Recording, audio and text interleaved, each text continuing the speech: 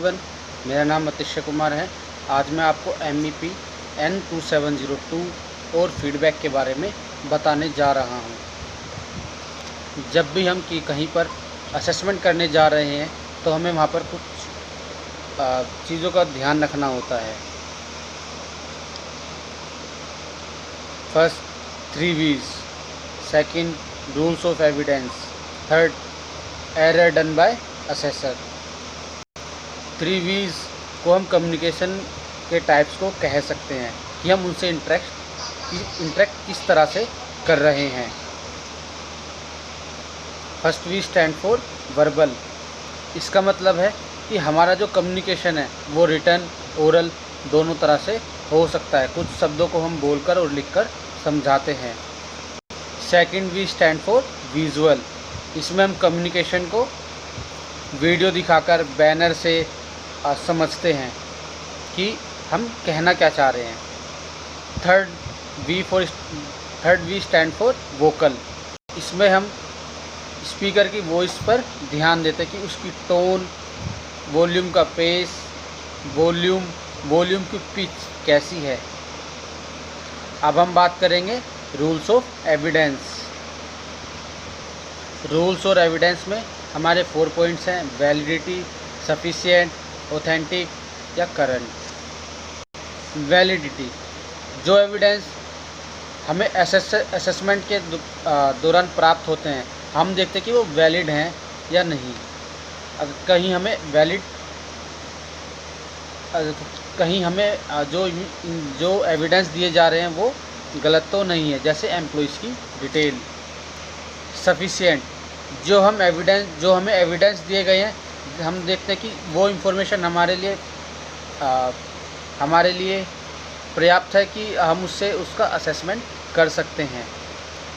Authentic, हम देखते हैं कि जो भी एविडेंस हमें दिए जा रहे हैं कहीं वो फ्रॉड तो नहीं है, कहीं वो दूसरी जगह के एविडेंस तो हमें प्रोवाइड नहीं करा रहे हैं। करंट, इसमें हम देखते हैं जो एविडेंस हमें प्रोवाइड कराए हैं वो करंट डेट टाइम के हैं या नहीं। कभी उसने हमें पास्ट एविडेंस तो प्रोवाइड नहीं करा दिए गए हैं। अब हम बात करेंगे असेसर की गलतियों के बारे में। इसमें असेसर जब असेसमेंट कर रहा होता है तो वो काफ़ी सारी गलतियाँ कर सकता है, जैसे हेलो इफेक्ट। इसमें असेसर जो होता है असेसमेंट करने से पहले उस जगह को देखकर ही जजमेंट कर लेता है। Second, recency.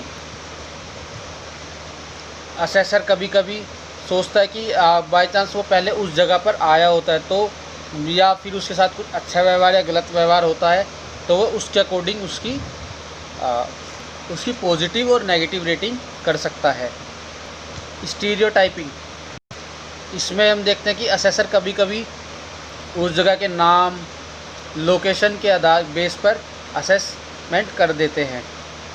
Similar to me, इसमें असेसर क्या करता है, जब वो असेसमेंट कर रहा होता है वो देखता है कि कभी कभी जो ट्रेनीज़ होते हैं वो उसके कास्ट, रिलीजन, ETC से बिलोंग कर रहे हैं, वो इसके आधार पर भी उन्हें पॉजिटिव और नेगेटिव रेटिंग दे सकता है।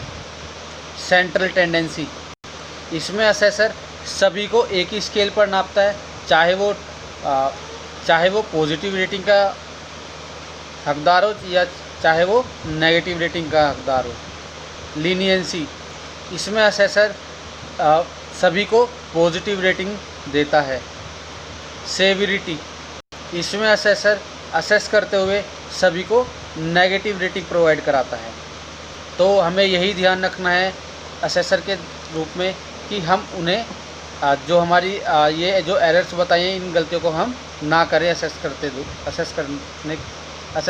करते हुए।